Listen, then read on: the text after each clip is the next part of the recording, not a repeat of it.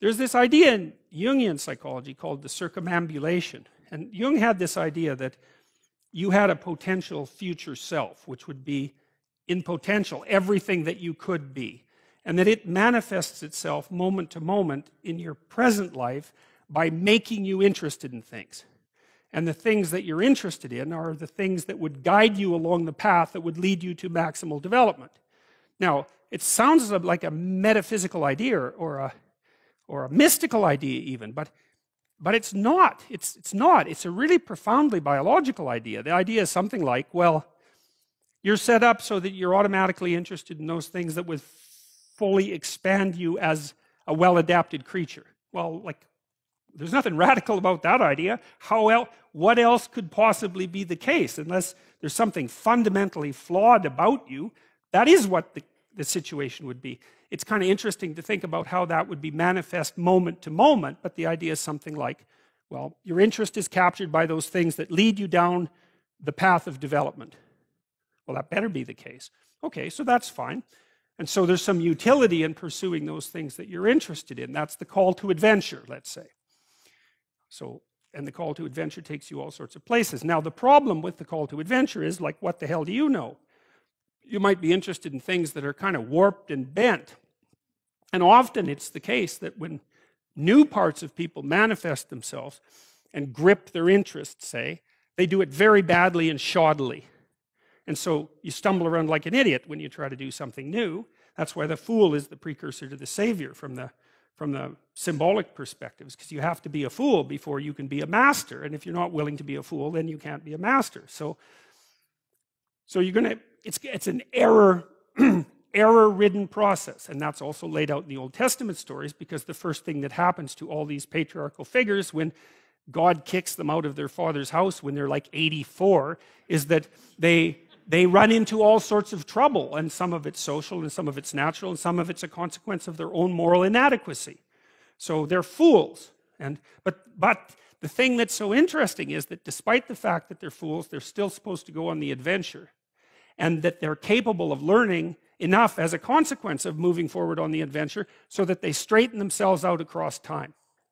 And so it's something like this. So this circumambulation that Jung talked about was this continual, we'll return to this continual circling in some sense of who you could be. You might notice, for example, that there are themes in your life. You know, when you go back across your experiences, you see you kind of have your typical experience that sort of repeats itself.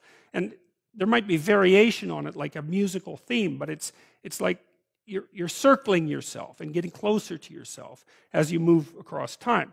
That's the circumambulation. Now, you remember that for a sec, because we'll go back to it. Okay, so imagine that something glimmers before you. It's an interest that's dawning, and you decide, well, first of all, you're paralyzed. You think, well, how do I know if I should pursue that? It's probably a stupid idea. And the proper response to that is, you're right, it probably is a stupid idea, because almost all ideas are stupid.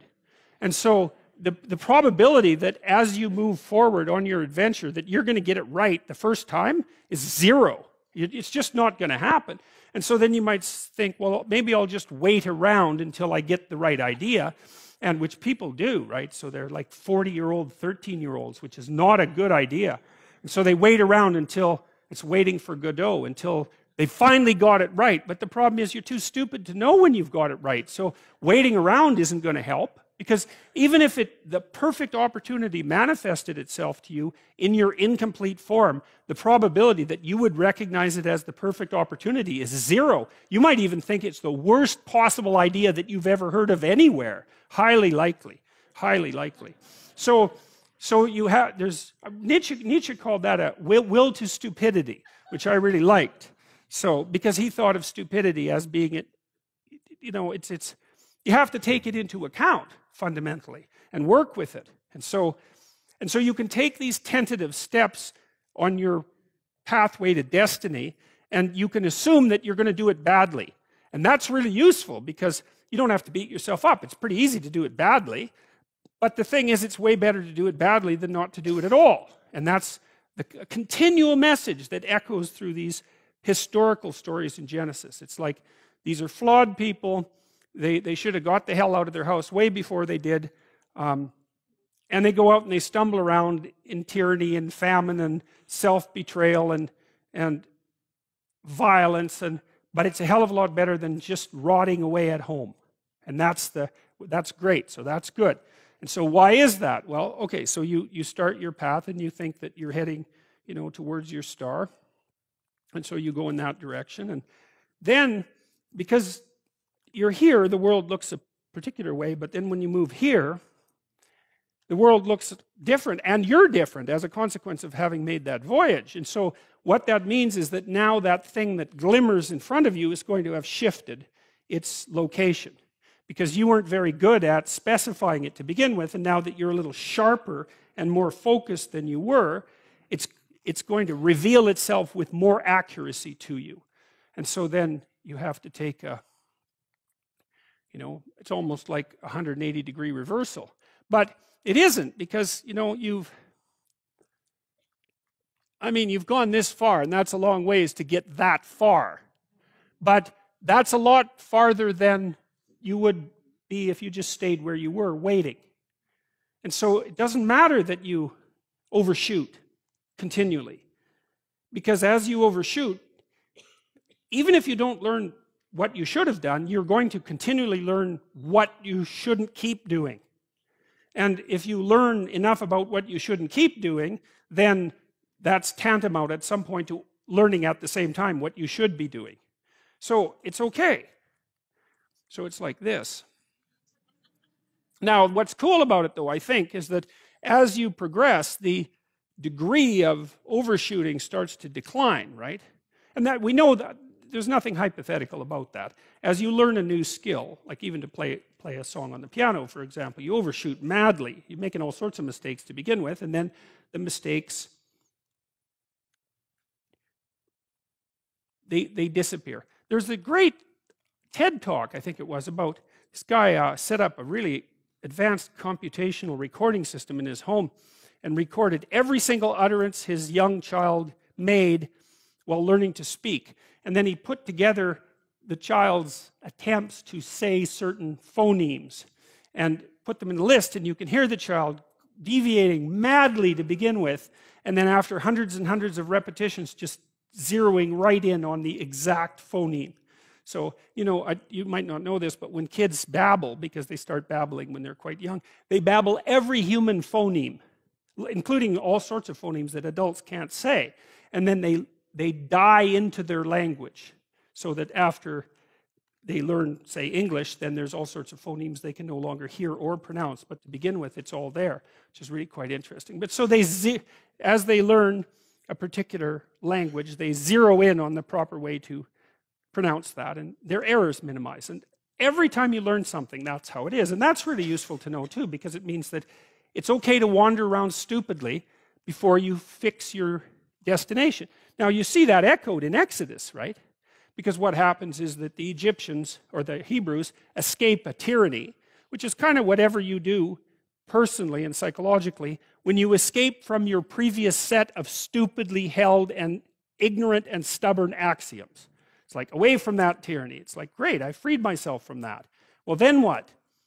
Well, you think, well, now I'm on the way. No, you're not. Now you're in the desert, where you wander around stupidly, and worship the wrong things until you finally organize yourself morally again and head in the proper direction. So that's worth knowing, too, because you think, well, I got rid of a lot of things, excess baggage that I didn't need in my life, and now everything's okay. It's like, no, it's not. You've got rid of a whole set of scaffolds that were keeping you in place, even though they were pathological. And now you have nothing, and nothing actually turns out to be better than something pathological, but you're still stuck with the problem of nothing.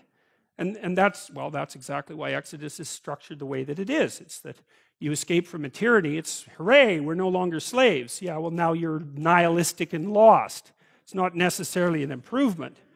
But it is it's also useful to know that, because you can also be deluded into the idea that, imagine that you're trying to become enlightened, which might mean to turn all those parts of you on that could be turned on. You think, well, that's just a linear pathway uphill. It's just from one success to another. No, it's not. It's like, here you are, and you're not doing too badly, and the first step is a complete bloody catastrophe. It's worse. and then maybe you can pull yourself together and you hit a new plateau, and then that crumbles and shakes, and bang, it's worse again. And so, because part of the reason that people don't become enlightened is because it's punctuated by intermittent deserts, essentially, by intermittent catastrophes. And if you don't know that, well, then you're basically screwed, because you go ahead on your movement forward and you collapse and you think, well, that didn't work, I collapsed. It's like, no, that's par for the course. It's not indication that you failed, it's just indication that it's really hard. And that when you learn something, you also unlearn something. And the thing you unlearned is probably useful, and unlearning it actually is painful. You know, let's say if you have to get out of a bad relationship. It's like there isn't any relationship that's 100% bad. And so when you jump out of it, well, maybe you're in better shape, but you're still lonesome and disoriented, and you don't know what your past was, and you don't know what your present is, and you don't know what your future is. That's why people stay with the devil they know instead of, you know, looking for the devil they don't know. So anyways, the fact that you're full of faults doesn't mean you have to stop. And thank God for that. That's a really useful thing. And the fact that you're full of faults doesn't mean that you can't learn. And so you can posit an ideal, and you're going to be wrong about it, but it doesn't matter, because what you're right about is positing the ideal, moving towards it. If the actual ideal isn't conceptualized perfectly, well, first, surprise, surprise, because like, what are you going to do that's perfect? So it doesn't matter that it's imperfect. It just matters that you do it and that you move forward. So that's really positive news as far as I'm concerned, because you can actually do that, right? You can do it badly. Anyone can do that. So that's useful. Okay, so like if you were an efficient person, you would have just done that. But you're not. But who cares? You know, you still end up in the same place. And maybe the trip is even more interesting. Who knows? Probably too interesting.